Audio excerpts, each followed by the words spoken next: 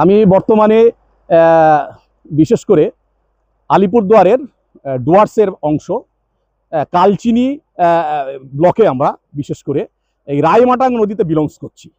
আমরা নিজে প্রাণী সম্পদ দপ্তরের আধিকারিক এবং প্রাণী সম্পদেরকে কেন্দ্র করে এই বিশেষ করে এই কালচিনি এবং ডুয়ার্সের যে সম্ভাবনা রয়েছে সেটা নিয়ে আমি দু চার কথা, এই প্রাকৃতিক যে সৌন্দর্য, অপরূপ সৌন্দর্যের মাঝে আমি দাঁড়িয়ে আছি। এটাকে বলা হয় বিশেষ করে heart of the Dooars. Raimatang নদীতে আমরা আছি। একদিকে বক্সার জঙ্গল, অপরদিকে কালচিনি ব্লকের রাস্তা, বিশেষ করে হ্যামিল্টনগঞ্জ যাওয়ার আছে। এখানের মানুষের জীবন জীবিকার অন্যতম একটা অংশ হচ্ছে পশুপালন বা প্রাণী পালন। এই প্রাণী পালনটাকে যদি সঠিকভাবে উন্নত জাতের প্রজাতির হাঁস মুরগি, গরু ছাগল শূকর ইত্যাদি পালনের মাধ্যমে যদি আমরা একটু দুধ ডিম এবং মাংসের যে চাহিদা রয়েছে এই জেলার, বিশেষ করে পাশাপাশি পর্যটন কেন্দ্রের পর্যটকরা আসেন, তাদের খাদ্য তালিকায় আমিষ জাতীয় খাদ্য দুধ ডিম মাংস এটাকে দরকার আছে।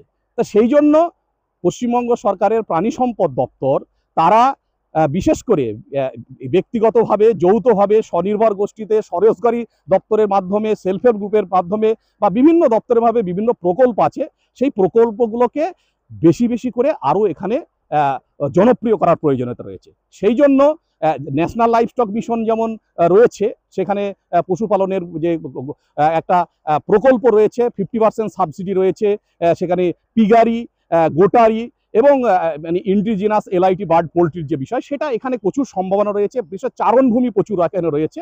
সেই চারণভূমিকে কেন্দ্র করে এখানে ব্যক্তিগতভাবে যৌথভাবে অথবা স্বনির্ভর গোষ্ঠীর মহিলারা বা ছেলেরাও যৌথভাবে কিন্তু এই পালনটা করতে পারে।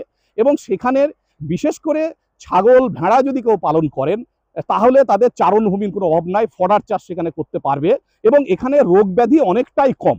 বিশেষ করে এখানকার যে আমরা এখানকার বিশেষ করে গবেষণা করে বা এখানকার আমরা পরীক্ষা করে দেখেছি যে এখানকার পশু পাখিদের এখানকার আবহাওয়াটা অনেকটাই ভালো, স্বাস্থ্যকর আবহাওয়া। সেই কারণে মানুষের ক্ষেত্রেও যেমন আবহাওয়াটা ভালো, তেমনি পশু পাখিদের ক্ষেত্রেও অনেকটা সুখকর।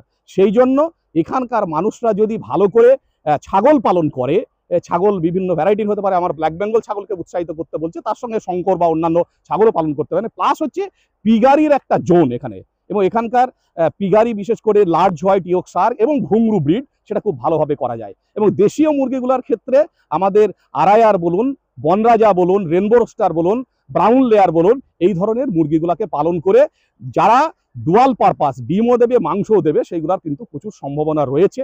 পাশাপাশি যে গরু রয়েছে, আমাদের এখানকার দেশীয় গরু প্রচুর আছে, সেই দেশীয় গরুগুলোর আরেকটু মানোন্নয়ন দরকার।